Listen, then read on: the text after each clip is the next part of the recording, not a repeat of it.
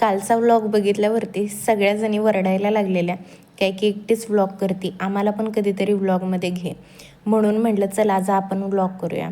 तर आज आम्ही गेलेलो साताऱ्यामधल्या दुर्गादेव्या बघायला. तिथं आम्ही सगळ्यात पहिल्यांदा शेटे चौकातली दुर्गादेवी बघितली. दुर्गादेवीची मूर्ती खूपच मोठी होती.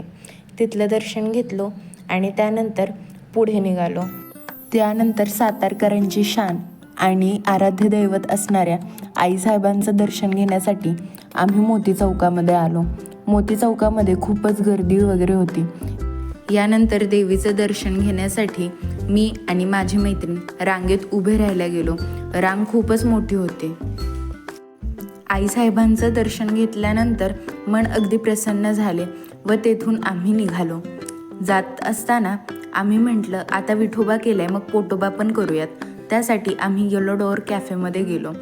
त्या कॅफेमध्ये गेल्यावरती ऑर्डर दिली आणि आम्ही दोघी तिथे असलेल्या गेम्स खेळत बसलो.